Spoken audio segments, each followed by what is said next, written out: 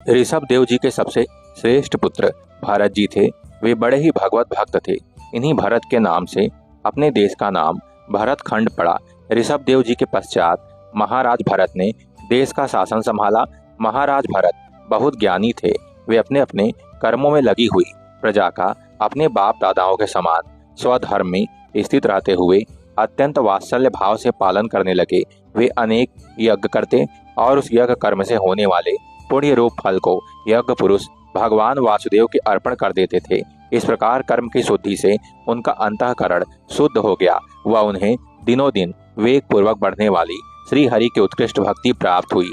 ऐसे 1 करोड़ वर्ष निकल जाने पर उन्होंने राज्य भोग का प्रारब्ध क्षीण हुआ जानकर अपनी भोगी हुई वंश परंपरागत संपत्ति को यथा योग्य पुत्रों में बांट दिया। वो अपने सर्व संपत्ति संपन्न राजमहल को विवेक पूर्व त्याग कर दिया। यदि विषय हमें छोड़ जाए तो अशांति होती है, किंतु यदि हम स्वयं उन्हें छोड़ दे तो शांति प्राप्त होती है। एक बार भरत जी गंडकी नदी में स्नान कर जप करते हुए नदी की धारा के पास बैठे थे।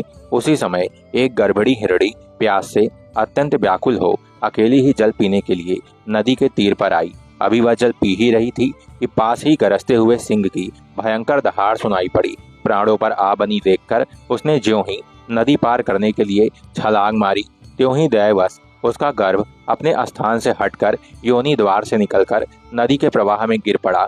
अत्यंत पीड़ित वह हिरणी किसी गुफा में जा पड़ी और मर गई। नदी के प्रवाह में बहते बच्चे को देखकर भरत जी को अत्यंत दया आई। वे उसे बचाकर आश्रम पर ले आए। उस मृग छौने से उनकी ममता उत्तरोत्तर बढ़ती ही गई।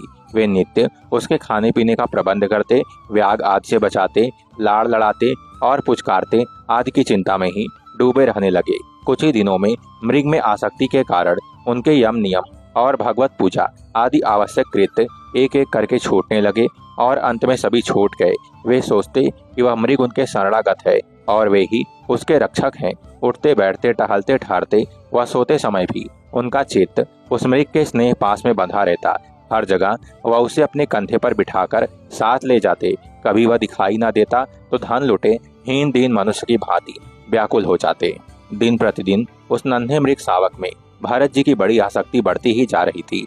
एक दिन वह बच्चा खेलता कूदता घने वन में चला गया और रात्रि होने पर भी वापस न आया। भरत जी को चिंता होने लगी कि मेरे बच्चे का क्या हुआ होगा, कब लौटेगा। उस मृग छौने के पालन पोषण और लाड़ प्यार में ही लगे रहकर वे अपने आत्म स्वरूप को भूल गए थे।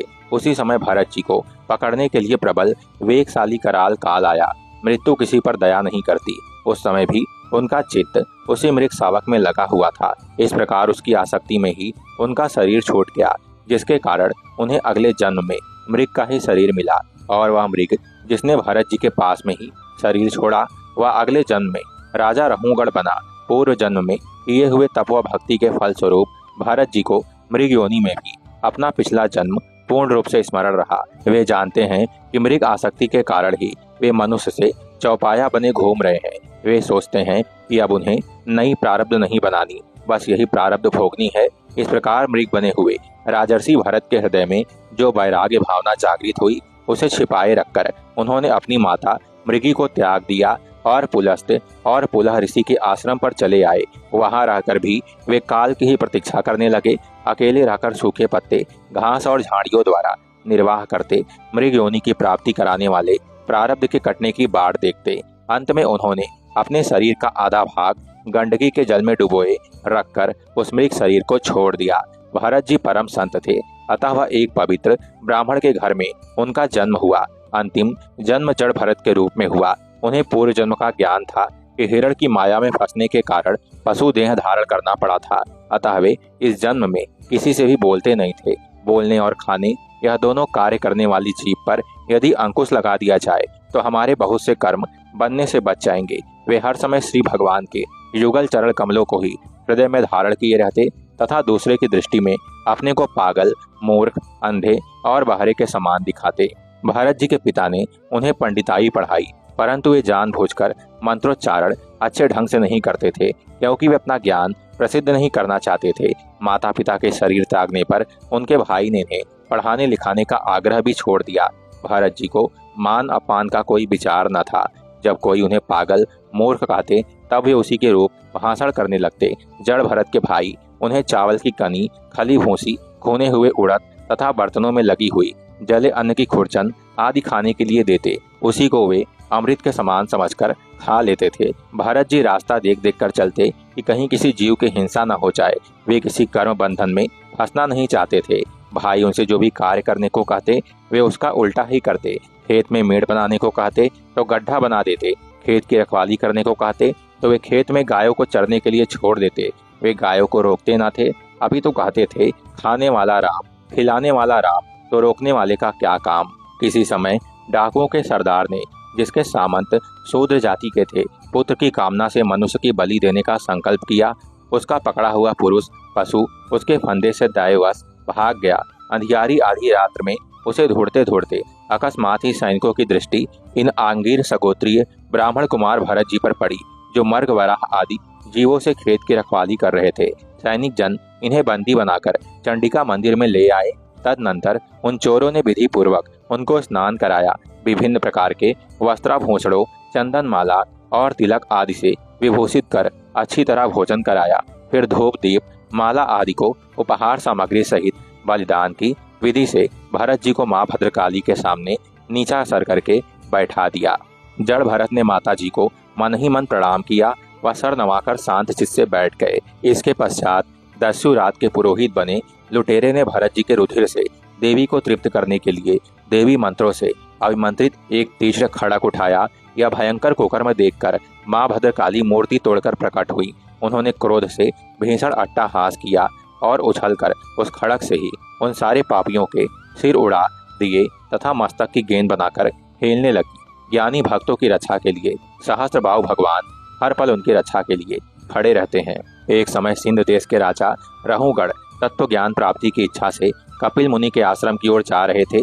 रास्ते में पालकी उठाने वाला एक कहार भाग गया तो बाकी 3 कहार जड़ भरत को पकड़ लाए। उन्होंने पालकी उठाई। संपूर्ण भरत खंड के राजा, जो स्वयं अनेकों बार पालकी में बैठे थे, आज पालकी उठा रहे हैं।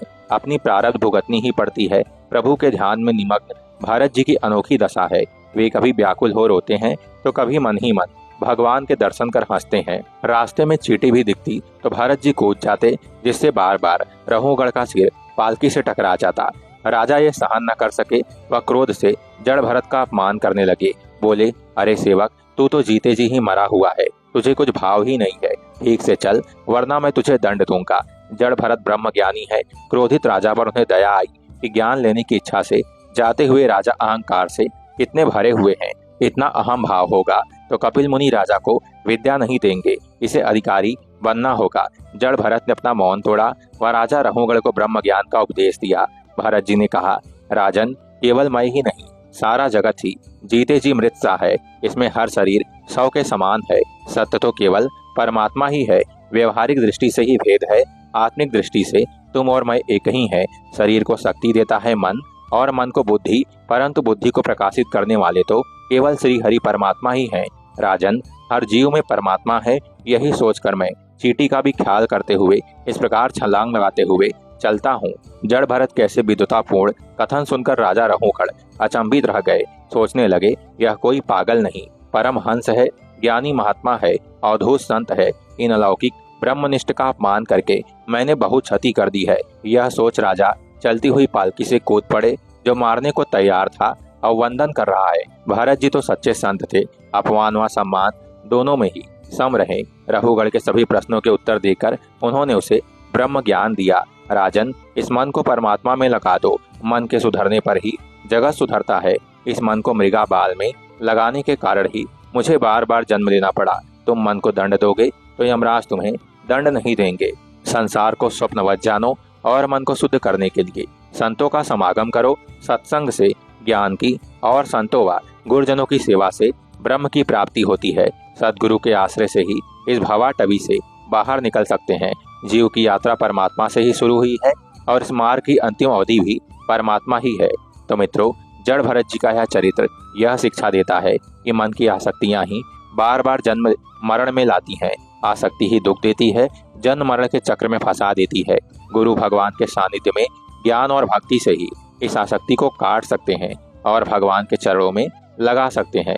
जो लोग भगवत आश्रित अनन्य भक्तों की शरण ले लेते हैं, उनके पास अविद्या ठहर नहीं सकती। फिर भरत जी ने प्रभु का ध्यान करते हुए शरीर त्याग दिया और परम धाम की प्राप्ति हुई। बोलिए हरे कृष्ण, राधे राधे।